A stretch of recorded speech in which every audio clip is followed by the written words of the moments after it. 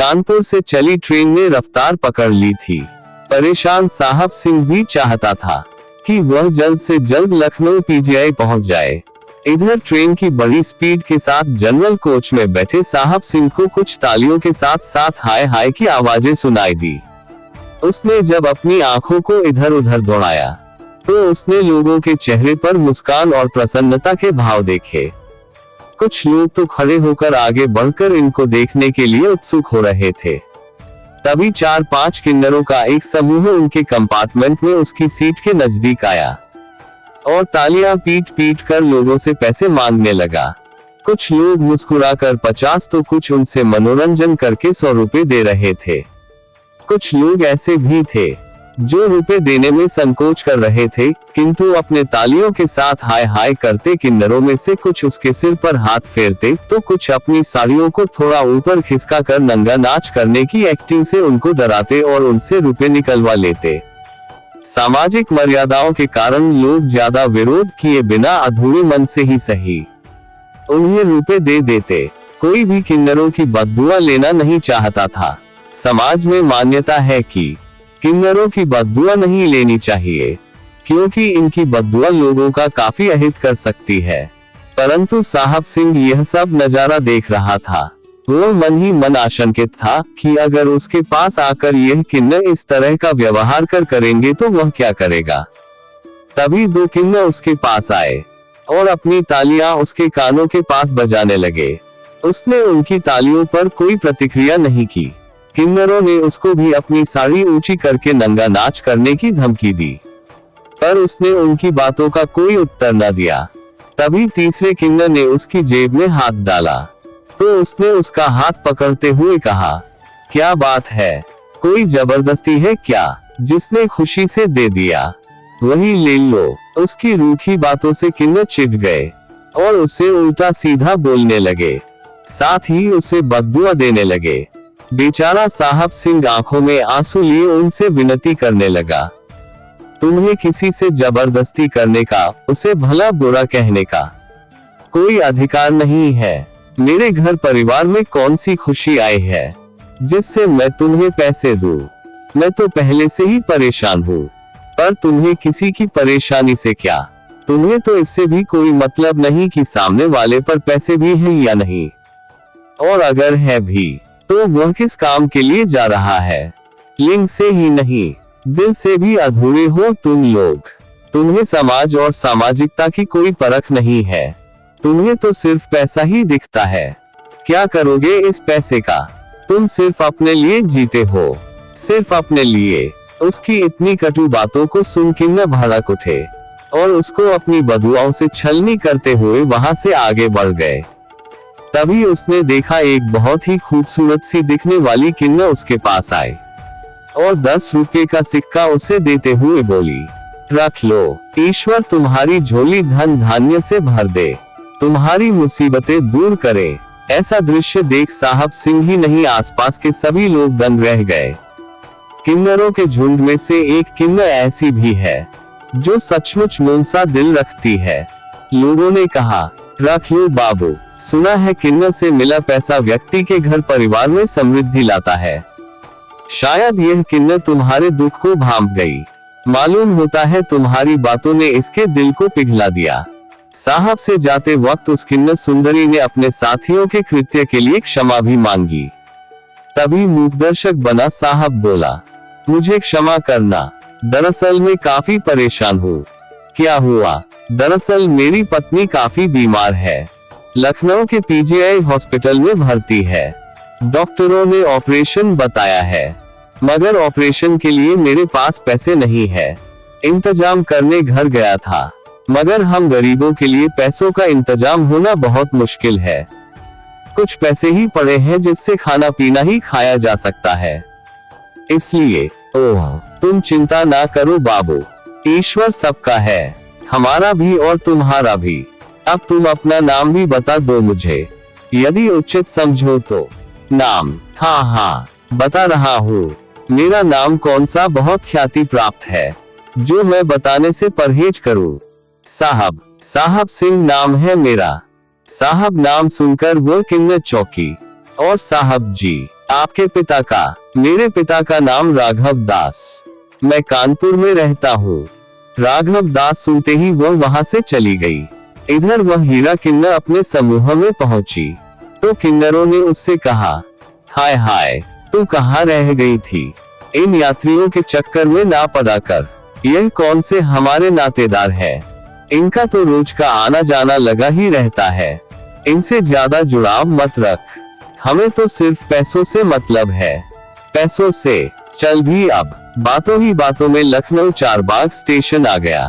पैसे इकट्ठे करने के बाद किन्नर लोग अपने घर चले गए। इधर साहब सिंह भी अस्पताल पहुंच गया, जहां उसकी पत्नी पैसों की कमी और अपनी जिंदगी से लड़ रही थी। साहब डॉक्टर से मिला और पूछा, डॉक्टर, कैसी तबीयत है मेरी पत्नी की? तबीयत? पहले यह बताओ, पैसों का इंतजाम किया कि नहीं? डॉक्टर साहब, आप तो जानते हैं हम लोगों के पास इतना पैसा नहीं है और समाज में भी हमें अपनी हैसियत के मुताबिक ही तो उधार मिलेगा। कौन देता है हम गरीबों को उधार? कौन मदद करता है पैसों की? तब तो बड़ी मुश्किल हो जाएगी। जल्द ऑपरेशन न किया तो बीमारी गंभीर होती ही जाएगी और फिर जीवन बचाना भी मुश्किल हो जाएगा। कहते हुए डॉक्टर ऑपरेशन थिएटर में चला गया। साहब सिंह की आंखों में पानी के अलावा कुछ भी न था। सहारा देने वाला भी कोई नहीं था। कोई ऐसा हाथ जो इस संकट के समय सिर पर हो, वह भी नहीं था। बुजुर्ग माता पिता बेचारे सिवा ईश्वर से प्रार्थना के क्या करते? साथ आ जा भी नहीं सकते। इतनी भीड़ जो रेलगाड़ियों के सामान्य डिब्बों में है कि उनका चढ़ना उतरना भी मुश्किल हो जाए। क्या होगा मेरी पार्वती का? क्या करूं? दिमाग भी तो काम नहीं करता। सच, पैसा कितना जरूरी है जिंदगी के लिए। बिना पैसे के जीवन भी बचाना मुश्किल है। क्या मेरी पार्वती मेरी आंखों के सामने यूं ही दम तोड़ देगी? कितने अरमान से उसके माता पिता ने उसका हाथ मेरे हाथों में दिया था। उसको भी कितना भरोसा था मुझ पर कि मैं उसका हमेशा ख्याल रखूंगा, उसका साथ दूंगा। पर मैं कितना लाचार और मजबूर हूँ। उससे आंख मिलाने की हिम्मत भी नहीं है मुझ में। मैं परिवार पालने चला था पर अपनी पत्नी का बोझ भी ना उठा सका।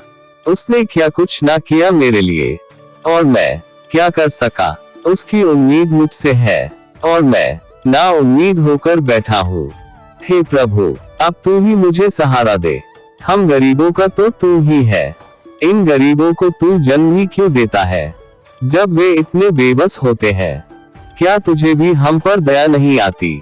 सब सोच सोच कर उसकी आंखों से आंसू बहे जा रहे थे। उसे अपनी पत्नी पार्वती की मौत के पदचाप सुनाई देने लगे। उसे लगा कि मौत के पदचाप अब उसकी ओर बढ़े चले आ रहे हैं। तभी किसी ने उसके सिर पर हाथ रखा। अचानक से सिर पर रखे हाथ ने उसे चौंका दिया। उसने चौंक कर पीछे मुड़कर देखा। अरे तुम यहाँ! अभी तक पीछा नहीं छोड़ा। उसकी आंखों से बहते आंसू ने उसकी मुसीबतों को बयान कर दिया था। यह लो पैसे और करा लो ऑपरेशन। अब तुम चिंता ना करना साहब जी, मेरे होते मेरी भाभी को कुछ ना होगा। साहब सिंह को किन्नर की आवाज में कुछ अपनापन लगा। उसे आज सब समाज की फप्तियां झेलने वाले एक किन्नर में देवी दिखने लगी। वह उसके पैरों में झुक गया। तुम्हारा नाम क्या है बहन? क्या करोगे मेरा नाम जानकर? दुनिया मुझे हिजड़ा कहती है। अब तो मुझे यही ध्यान है बस। अपना नाम तो जैसे भूल ही गई हूँ मैं। भले ही लोग तुम्हें हिजड़ा कहकर हंसे, पर मेरे लिए तो तुम कोई फरिश्ते से कम नहीं होना। और उस फरिश्ते का नाम तो पता होना ही चाहिए ना। हीरा नाम है मेरा। हीरा सुनकर साहब चौंक पड़ा। वह किसी गहरी सोच में डूब गया। जब उसे होश आया तो वह हीरा किन्नर वहां नहीं थी। लोगों की भीड़ किन्नर को देख उस पर फप्तियां कस रही थी। भीड़ में से किसी ने कहा, लगता है इस किन्नर से इसने चक्कर चला रखा है और यह किन्नर भी इसकी दीवानी लगती है। हाय, अगर यह खूबसूरत बला मुझे प्यार से देख लेती तो मैं भी निहाल हो जाता।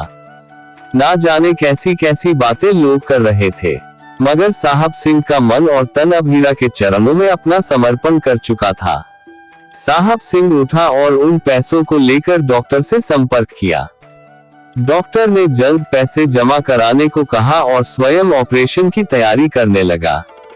उधर साहब सिंह दिमाग पर जोर डालकर यह समझने का प्रयास कर रहा था कि आखिर लोगों से पैसा लूटने वाले एक किन्नर ने आज एक असहाय व्यक्ति की मदद कैसे कर दी, पर वह कुछ समझ न पा रहा था।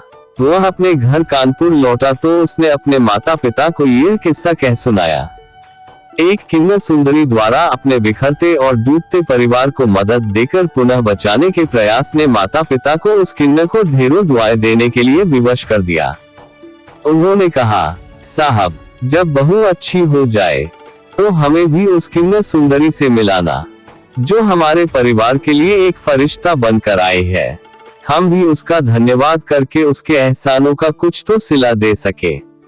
जी बिल्कुल, कहकर साहब सिंह सोने के लिए बिस्तर पर चला गया, पर आज उसे नींद न आ रही थी।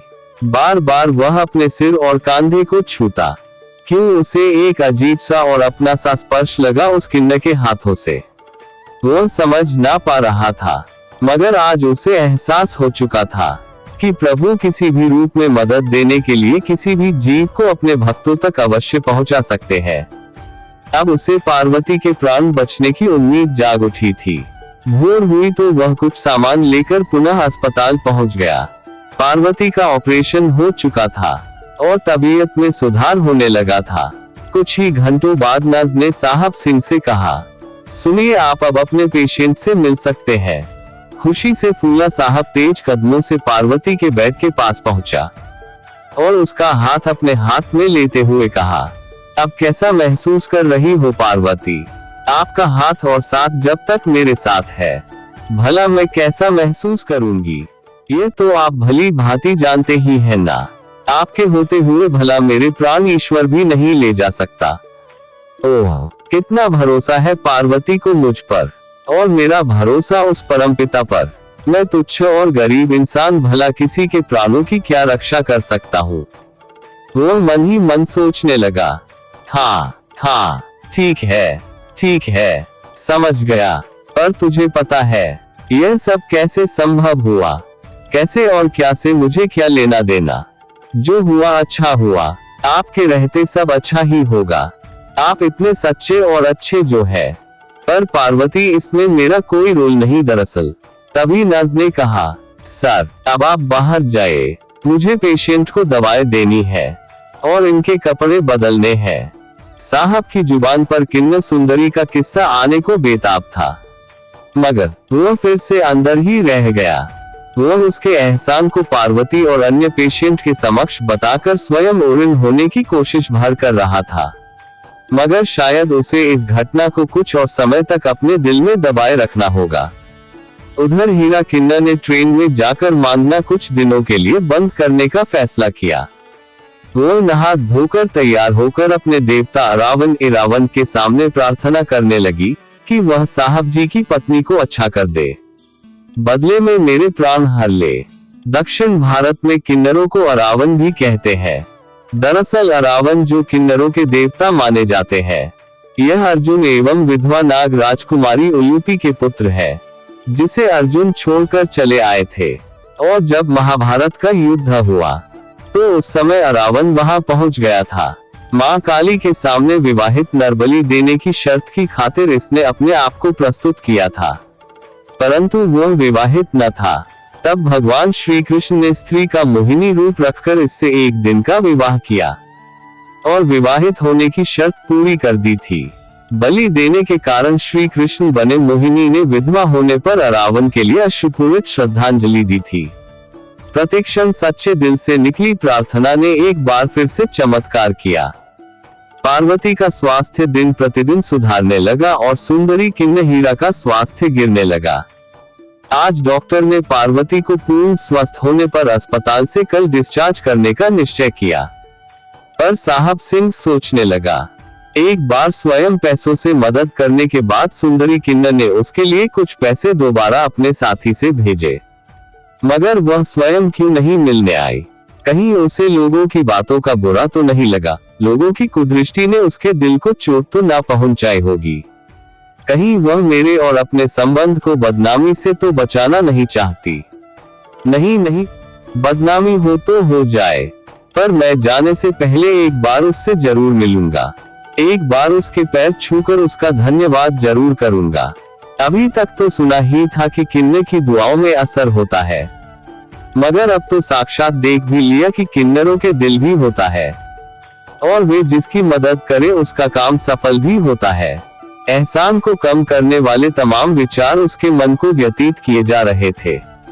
उसका मन सुंदरी किन्नर से मिलने के लिए बेताब हुआ जा रहा था। उसने अपनी पत्नी को डिस्चार्ज कराया और कानपुर घर के लिए रवाना हुआ। घर पहुंचते ही बहू को स्वस्थ देख माता पिता काफी प्रसन्न हुए। उन्होंने साहब सिंह से कहा, बेटा, आज हमारे लिए बहुत खुशी का दिन है कि हमारी बहू सकुशल स्वस्थ होकर घर वापस आई है। इसके लिए हम सभी शाम को मंदिर जाकर पहले ईश्वर का धन्यवाद कर उसे प्रसाद चढ़ाएंगे, और कल हम उस देवी का दर्शन करने चलेंगे जिसने हमारे दुख को अपना समझकर इस घर को बर्बाद होने से बचाया। साहब सिंह माता पिता के वचनों का पूर्णतः पालन करने को तैयार हो गया। शाम को सभी लोगों ने मंदिर जाकर प्रसाद चढ़ाया और अगली सुबह लखनऊ के लिए ट्रेन से रवाना हुए। आज साहब सिंह को किन्नरों के आने का इंतजार था। वह चाहता था कि किन्नर सुंदरी उसे ट्रेन में ही मिल जाए, तो वह सभी लोगों को न सिर्फ उसके दर्शन कराएगा, बल्कि उसकी नेक नियत के बारे में भी आसपास के सभी लोगों को बताएगा। उसकी आंखों में किन्नर सुंदरी की यादें तैरने लगी। तभी किन्नरों की तालियों की आवाज उसे सुनाई दी। वह बेसब्री से उनके आने की राह देखने लगा। जब किन्नर उसके समक्ष आए तो वह इधर उधर निहारने लगा। यह क्या, आज तो किन्नर सुंदरी उसे कहीं दिखाई ही नहीं दे रही।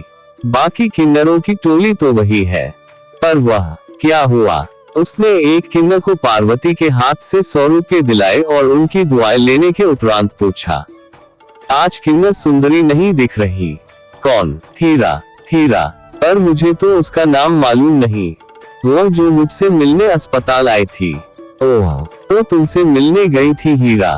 बाबू, वह तो तभी से बीमार है। बीमार है? क्या हुआ? पता नहीं, कुछ खोई खोई सी रहती है। ना कुछ खाती है ना पीती है, कुछ सोचती रहती है, कुछ बदली बदली सी रहती है। प्लीज तुम मुझे उसका पता बताओ। हम सब उससे ही तो मिलना चाहते हैं। हम किन्नरों से मिलने कोई नहीं आता बाबू। तुम भला क्यों मिलना चाहते हो उससे? हमारी दुनिया रीति रिवाज सब अलग है। अरे ऐसा अनर्थ ना करो हमारे साथ। हमें उससे एक बार मिला दो। उसके बहुत से एहसान है हमारे ऊपर। उससे मिलकर, उसे आशीर्वाद देकर एहसानों का बोझ कुछ तो हल्का कर ले। साहब के पिताजी ने कहा, ठीक है, चारबाग उतरकर आप लोग हमारे साथ चलना। चारबाग से दोनों समूह अलग अलग ऑटो में मगर एक ही जगह के लिए रवाना हुए। कमरे पर पहुंचते ही किन्नरों ने हीरा को आवाज देते हुए कहा, हीरा देख, तुझसे कोई मिलने आया है। हीरा किसी तरह उठी। देखा तो सामने साहब जी का परिवार। वह स्तब्ध रह गई और उन्हें एक तक देखने लगी। तभी अचानक उसे चक्कर आया और वह गिर गई। ओह! दौड़कर साहब ने उसे उठाया। बाकी किन्नर उसके लिए पानी ले आए। गोद में सिर रखकर साहब की मां ने उसे प्यार से पानी पिलाया। कुछ छींटे उसके चेहरे पर मारे तो कुछ देर में हीरा को होश आ गया। मां की गोद में सिर रखकर कितना सुकून मिला आज। हीरा को बरसों बीत गए इस गोद को छोड़े हुए। इस ममतामयी स्पर्श के लिए न जाने कितना इंतजार करना पड़ा। आज मैं तर गई। तभी साहब ने पूछा, क्या हुआ हीरा? तुम अचानक बीमार, चलो तुम्हें दवा दिला दे। अब दवा की कोई जरूरत नहीं साहब जी। अब तो मुझे वह सब कुछ मिल गया जो मैंने सोचा भी ना था। बापू, क्या तुम मुझसे दूर ही खड़े रहोगे? नहीं बेटी नहीं, तू भी किसी की बेटी ही रही होगी। तुझे भी माँ बाप का प्यार पाने का पूरा अधिकार है। देख मैं तेरे लिए क्या लाया हूँ। बाबूजी ने भगवान कृष्ण की मूर्ति उसे दी। कितनी सुंदर है ना बाबू?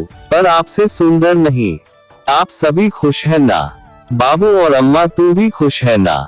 मैंने अपना फर्ज निभाया। अब मुझे मौत भी आ जाए तो कोई गम नहीं।